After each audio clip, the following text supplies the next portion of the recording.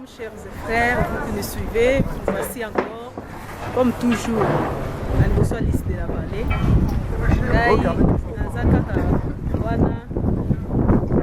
La liste de la vallée, on a qu'à témoigner. Femme samaritaine a mon Jésus. Et Ramoni Jésus a témoigné. Donc, il y a un aïe sur le je vais toujours vous montrer parce que la femme samaritaine a pas quitté. Il y a femme samaritaine a témoigné. Mais ce que la femme samaritaine a l'autre, comment on soit Bible pour côté. Non, femme samaritaine a témoigné. Moi je témoigne des merveilles de Dieu. On a lié jusqu'à dans le lobby. Bateau out à Lost, bateau out à Bruxelles, bateau un peu par-ci par-là, bateau sous bateau sur la on a téléphone. Numéro ezali wana benga numéro kako mona nzo ko afficher wana benga ngo problème note ezandene nzambe babi à l'époque nzamba za ko biki so kuta ina yo zulo biki lelo to koma ke l'église to mona loboko na nzambe to vandika mais troisième pour en action yom to va ina Liège oh pain d'histoire comme na succès na Liège pain d'histoire oyebi mutu azo modéré na pain d'histoire oyebi été donc tout ka kolanda ba histoire kaka batu ba komi ngana sambela ngana ndako na vali na ndako te ko vanda na ndako kolanda te pe oui c'est vrai on vanda na ndako lo landa pain d'histoire olanda pain du matin olanda sope pain de l'après-midi dernier so kolandela mende yeba ke bible lobi na psaume 133 il est doux et agréable de demeurer ensemble. C'est par là que l'Éternel, le Dieu, envoie sa bénédiction. Et une faible dans la prière. Quand tu viens ensemble, au monde à Kenzambe, après sur ma casse, ne restez pas à la maison, les enfants de Dieu.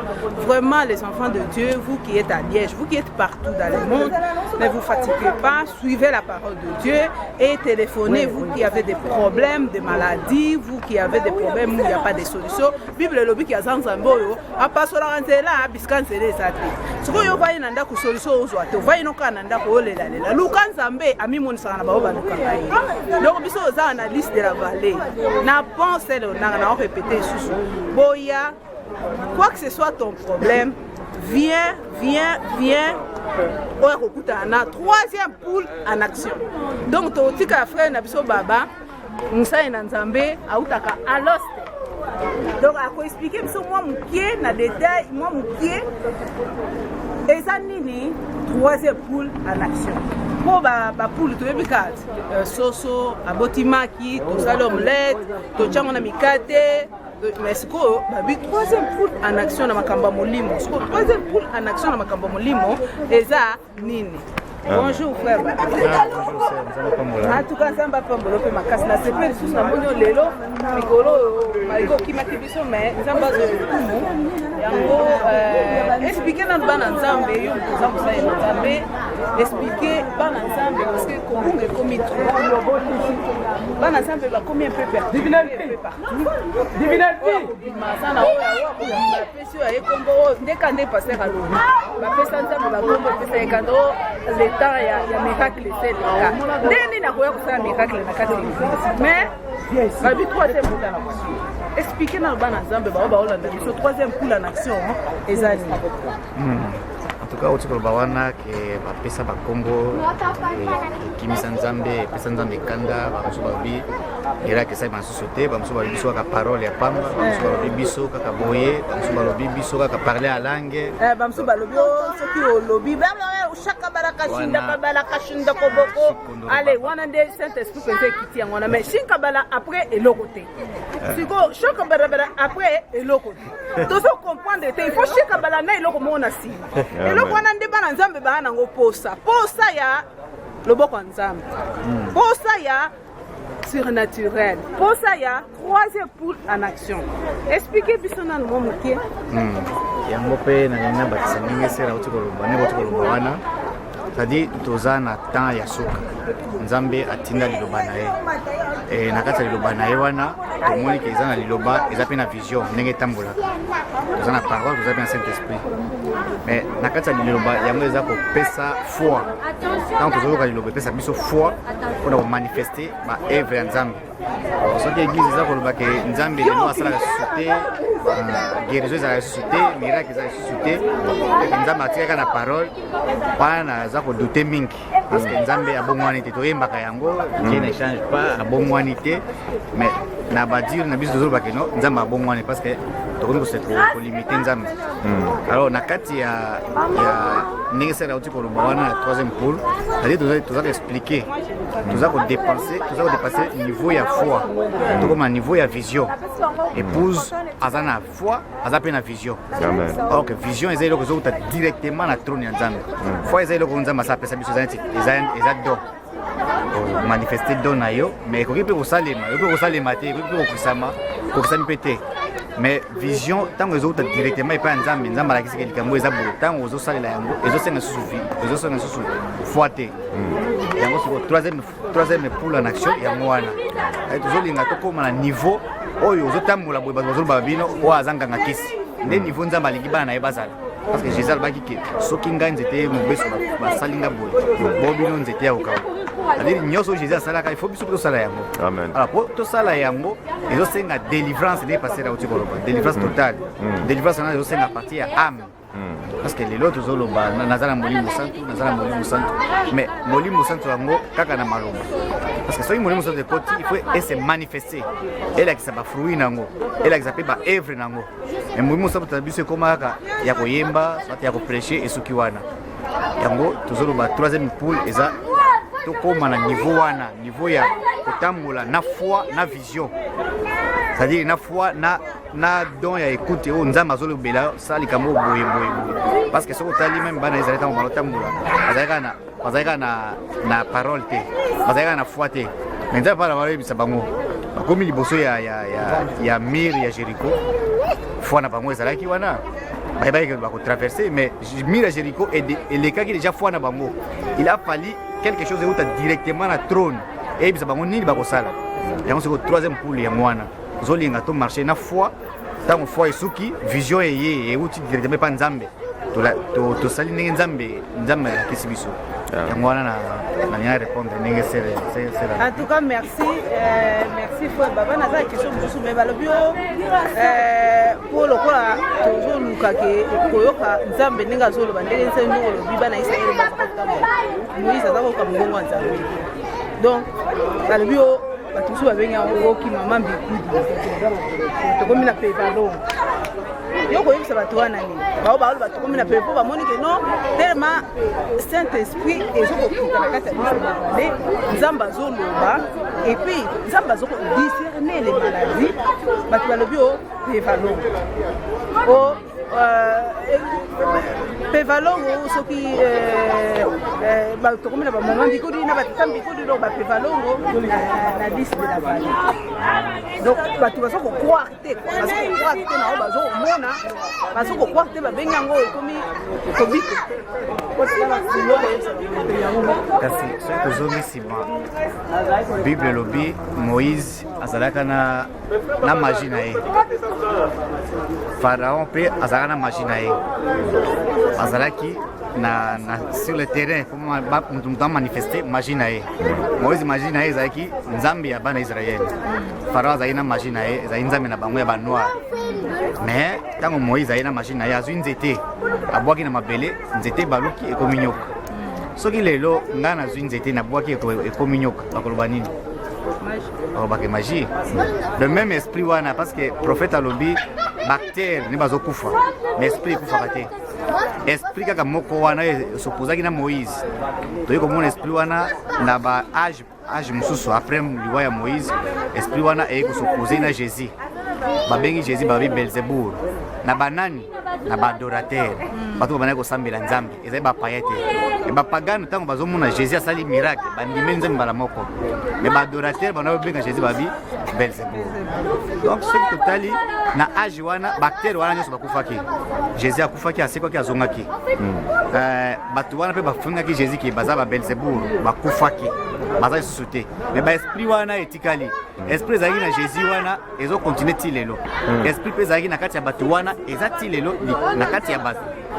Ekokoki mosa biso te mpona moto alobaki no eza mbikudi, parce que le même esprit wana eza likolo ya bana ya bato lelo mpona kosopose na vérité. Or nzambe abongwanaka te. Jésus est le même alobi les œuvres que moi je fais vous en Jean 14 et 12. Les œuvres que moi j'ai fait, vous les ferez aussi. Alors, ceux qui sont ça, c'est des chrétiens.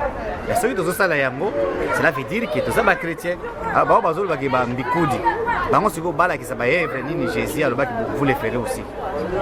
Ça, en tout cas, frère Baba Nzamba pambola yo, apambola makasi na moi muke opesi bana Nzambe na kanisi ndenge bazolanda biso bayoki ba comprendre. Donc bino oyo bobenga o tokomba biku. Donc des frères Baba Jésus qui savait que les œuvres que je fais, vous les ferez aussi. Moïse, qui c'était l'esprit de Dieu sur Moïse. Liste de la vallée. Posez-vous la question. Quel est l'esprit qui est sur lui? C'est toujours une dispensation à Kala. C'est-à-dire une alliance. Loi ezalaki soki omoni Nzambe il faut kufa. C'était ça la loi de Dieu. Soki omoni Nzambe il faut kufa oui pour vivre ressuscité. Mais la deuxième dispensation tozobenga nouvelle alliance. Makambo échanger. Jésus alobi soki omoni ngate ozana vite. Mais na tango akaba ezaki soki omoni ye okufi. Mais na tango ya lelo soki omoni Jésus te ozaya okufa parce que alobi après quelques temps le monde ne me verra plus, mais vous me verrez. Alors, les lois, il faut tout le monde.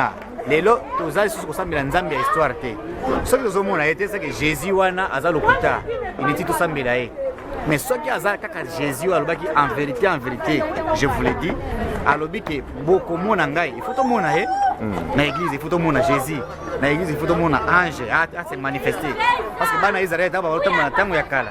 Ce qui va moni ange était et la qui c'est que bazali sous nanzela te faut pas faire na wana bazali jusqu'à ce que ba mona colonne de feu wana ne siko colonne de feu ba ne ko conduire ba mo mais lelo wapi yabo tozotala tozobaka o Nzambe asala biso tolingi Nzambe ya histoire te tolingi Nzambe ya lelo Jésus ya lelo Jésus asala ka lobby asala pe lelo parce que babi il est le même.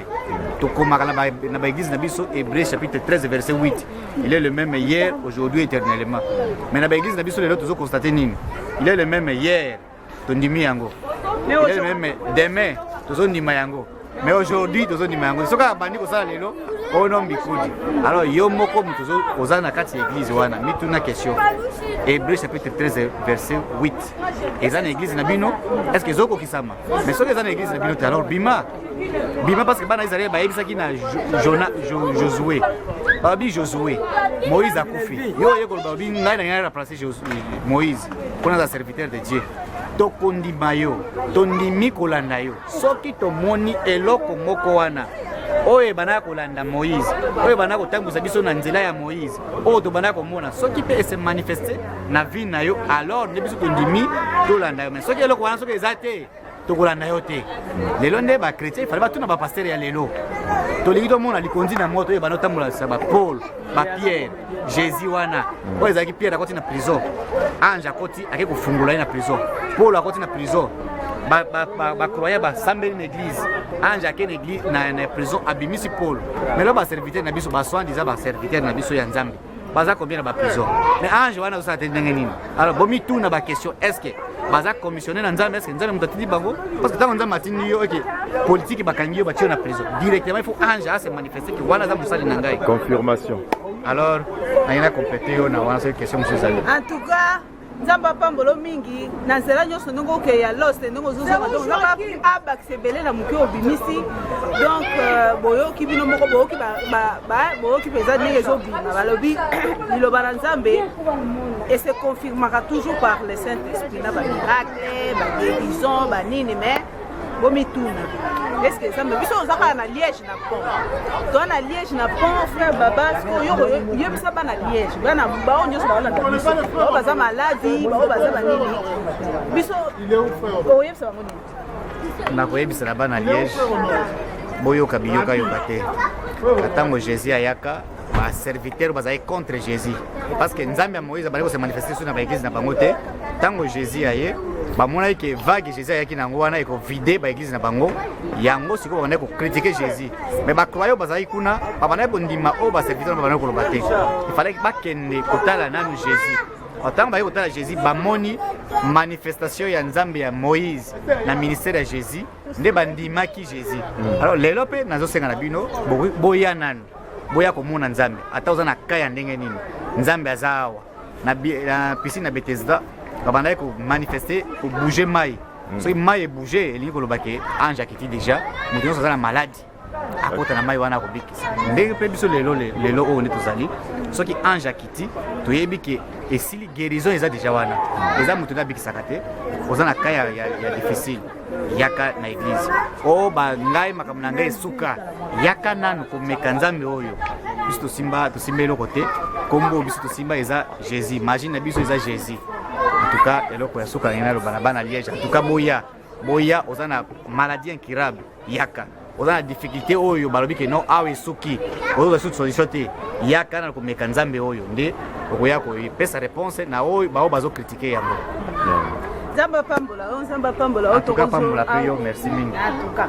Tokozwa ser na biso d'observe puis Dieu dans la chair, la parole incarnée. Dieu est dans la chair, la parole est confirmée. Confirmation de la parole. La Bible est lobby. Soko yambi ye obikisa mina libota na. Donc ye akoyebisa biso mpe o nzamba sali na kati ya libota na. O nzamba sali na kati ya foyer na ye. O nzamba sali kati na ye. Apesa biso ka mukie bala sima ko lobebele. Ngana oloba o nzamba sali vraiment na bomo ina ngai. Na libota na ngai eza ebele koleka ya minene vraiment nakumisi nzambe oyo ya Branham, nzambe oyo ya Frank Mwanda, nzambe oyo ya Baruti Kasongo azosala. Amen. Azosala ti lelo tozomona ye oyo asalaki lobi aosala yango mpe lelo oyo asalaki na bana Israel aosala yango mpe lelo. Nzambe amisali mutu na kati ya bato na ye avec le Saint-Esprit qui est encore là. La kati ya bana na ye c'est la nouvelle naissance. Alors la nouvelle naissance wana Nzambe osala makambo ya minene. Nakumisi ye vraiment na pamboli ye pona onyonso na ngolo na grâce oyo apesi biso ya kopesa biso pasteur neti pasteur Frank oyo azotambola na ye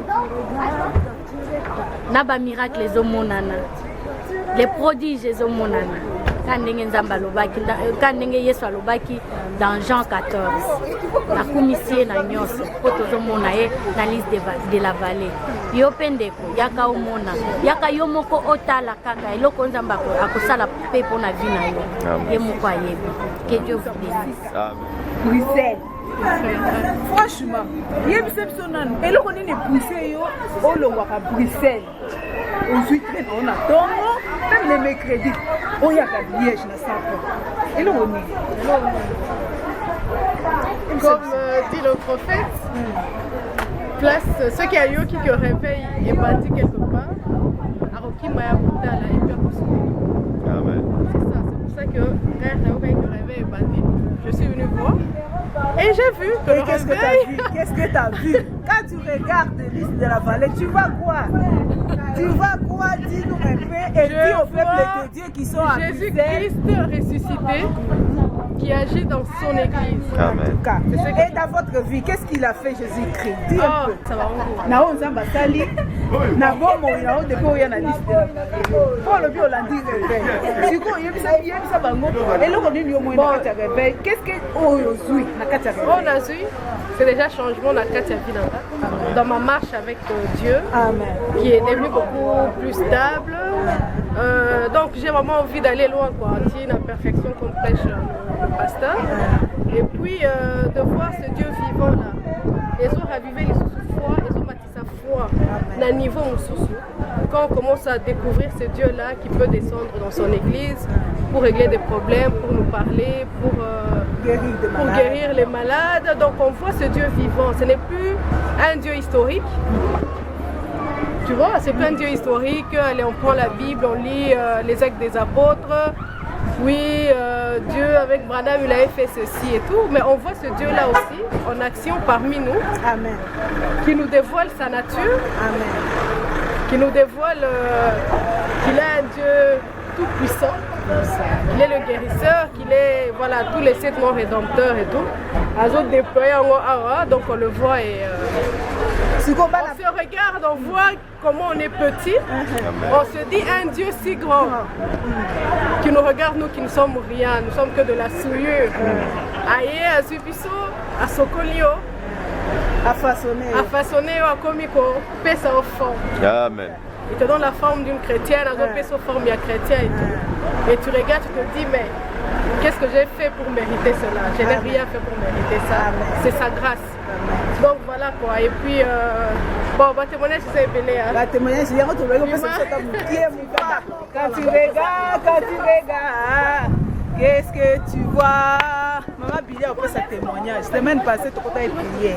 Après la prière, le pasteur a dit recevez les bénédictions, recevez les travails, recevez tout ce que vous voulez, les papiers, les quoi. Mais quelques jours après, tout ça, maman Billy a coupé sa moi témoignage. Il y a mis ça là, il y a le logo du maquis. Na munoko musa ina nzambe. Bonjour ma Billy. Bela biso nano. Banda kende ka kindene. Pese la biso. Bela biso mukie. Na onda to amena nzambe. Ko elekeli ngai. Donc kolongana na chisanta mesenga. Nazo selo bikam. Na moni après des jours na komi na mboko. Tant na ya makambo kuta na ngwe elekeli ngai. Maramni.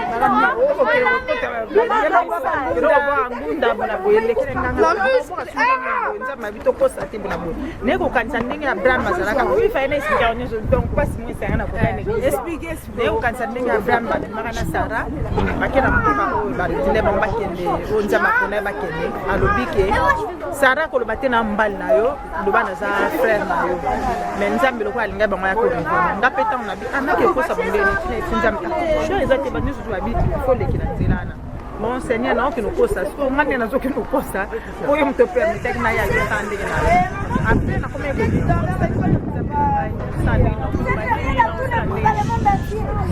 na ko mona ninga ngene ko sekurite batinga na centre tuzaki banisu bakei na tikala yo fanga mtasuka après bae na zo sanza me bo benga mboni na komi komiti sala moni pe ko benga nga on ba bengi ngai na okende dans 2 semaines une semaine avant nzamba pesinga pe musala na ba bengi nga pona kote ba CV ndenge na saki formation bon ba CV on ba benga nga na moni une semaine avant ba benga nga ba benga na musala mo bona ke ko se présenter ba singa ma na kubana msado na bana msala semaine oyo semaine ana ko samba yango mona ya ko témoigner mune na nzambe donc be prévate ye to za na ko mitu sate ko to za ba Joseph donc eko likamo eko ya boye eko chamwa kalmopo nini pamboli na yo zoya donc to mitu sate so mona ta ba épreuve il fallait au lieu mitu sato kumisa nzambe bo nzamba yebile pourquoi et puis na sepeni makasi po passer auto bonde la kalamini kalbaki bozo ba bénédiction ezaki ndenge salamela yanga na kishasa passer à kishasa ba ete bon bozo ba bénédiction bozo ba ba posa passeport ba voyage bazwa après 2 jours na ye awa siko na combien pe na combien komitu sansa me na zero selo na kimia na so sa kutu sunsa na kimia tene na za même onction ezaki na soutenza malobe oya mke petit le longo eza pété donc na combien ki donc bongo kaka po na combien komitu sana okilo bani na sala nini combien souci donc na za na nde na za na komaka dumita ba souci ata na bi ati mais ezaki kaka ko passer par Yesu ko bakara ndé pe baloba na kisa bozo ba bénédiction bozo nyonso ba papier misala ndandime par la foi amen amen na kamwe pe nzamba saleli nga ba merveille on a misi nzamba fungoli porte donc denga fungoli ya biso ka banda ko misati na suka donc ala ndela ngai moti na suka ko ngamo ko kate amen amen amen voilà bomoni ba témoignage ba lobi Joseph azali ko pesa ndoto na ezanzambe azali ko lakisa ndenge nini na monaki Jésus. Et Ramoni Jésus a témoigné. Aujourd'hui, Bataille Bisso, les jours de jubilé. Jubilé. Donc, tout témoigner Zambé, pas merveille en Zambé. Donc, il y a un aïe de soupe. Je vais toujours vous montrer parce que la femme samaritaine n'a pas quitté. La femme samaritaine a témoigné. Mais ce que la femme samaritaine a l'autre, comment on soit Bible. Non, femme samaritaine a témoigné. Moi, je témoigne les merveilles de Dieu. Donc, je suis ici encore devant l'Isle avec notre frère Patrick. bino bana Liège boyebaki frère Patrick boyebaki ye na Liège ke frère Patrick boyebi ye mobulu frère Patrick païen frère Patrick c'est là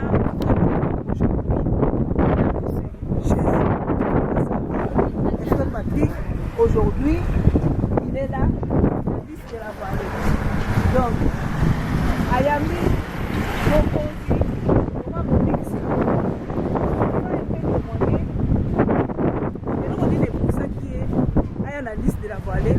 comment est-ce que Akoma qui na liste de la vallée, comment est-ce qu'elle s'est retrouvée à commis chrétien comme vous savez la carte crête à l'ogoli bloc matoi frère Patrick bana Liège frère Patrick liboso na bino en tout cas nzamba zo lokumu c'est comme ça que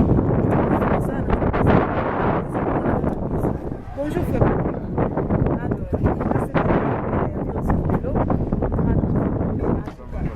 Zamba pambola makasi vraiment tozali awa yo koyebisa bana Liège na Zamba saleli yo balobi osalaki na liste na yo ekoyaki na liste de la vallée yebisa na bana Liège ebanda inde nini yo koma na liste de la vallée bandaki oloba na français frère parce que moi oui parce que les gars moi j'ai rencontré un autre frère Étienne qui venait à l'Isle de la Vallée suite à des petits problèmes de montre quoi.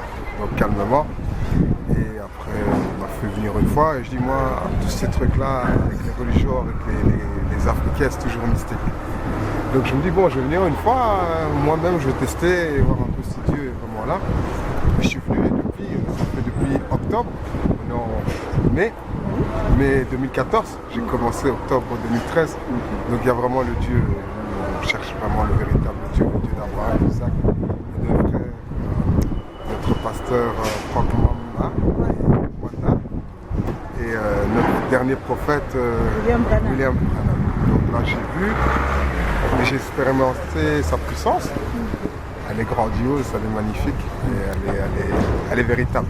Il y a vraiment un Dieu ici. Quoi. Depuis bénédiction sur bénédiction, épreuve sur épreuve, mais à la finale on est victorieux. Ça faisait 1 an que j'ai pris mon fils avec mon examen, j'ai récupéré. Et puis j'avais perdu mon ancien travail à la restructuration chez Mobista. Et depuis Mobista m'a refait une demande de CDI, de contrat. Je suis passé assistant dans ça, assistant manager. Et je retravaille encore pour Mobista. Tout le monde me connaît de ça déjà. Amen. Amen. Il y a eu beaucoup. J'avais perdu une voiture aussi, ça c'est juste matériel, mais c'est une parenthèse. Rien que d'avoir pensé, même pas demander à Dieu, j'avais pensé à travers mon cœur, Dieu me l'a exaucé. Dieu qui m'a donné la voiture que j'avais perdue à la même période, 1 an après, jour pour jour, même date, mais 1 an après. Donc voilà, je ne dis pas de marque, mais tout simplement pour dire que même en une pensée, c'est mon Dieu, ce qui est gardé à l'intérieur, lui il le voit. Et j'ai 2 dernières demandes de sa grâce. Je sais que c'est déjà fait aussi. En plus aujourd'hui je voulais quand même témoigner. Au début non, mais aujourd'hui c'était important parce que c'est le jubilé. Donc on est délivré de l'esclavagisme, du péché, et de tout ce qui s'ensuit. Et je voulais frapper fort pour que l'ennemi retourne, comme on dit chez nous, la sonne. Donc Satana,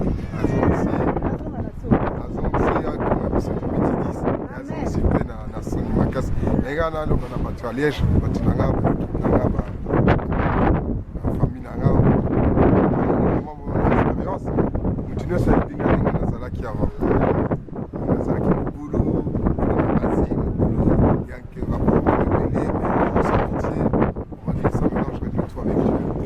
J'ai fait mon baptême, j'ai pris le Saint-Esprit aussi depuis le 17 novembre. Donc ça c'est important. Sans ça on ne sait pas voir les miracles.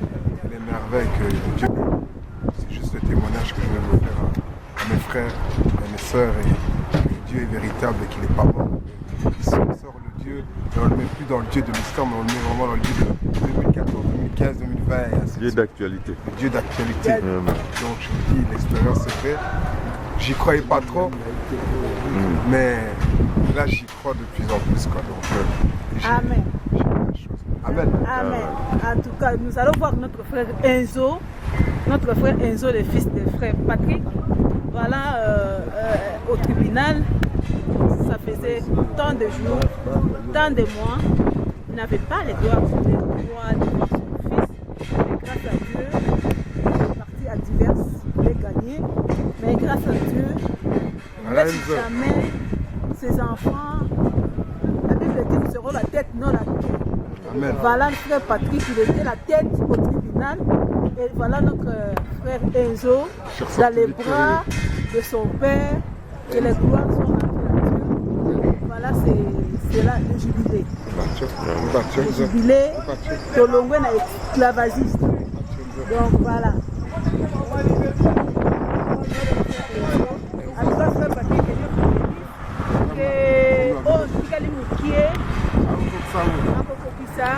donc voilà, frère Patrick asalaki liste ya makambo oyo ayi na liste ya bala okai keno na liste ya bala eza alobi bon wana oyo na liste mpe azali na liste ya bala nalingi namona oyo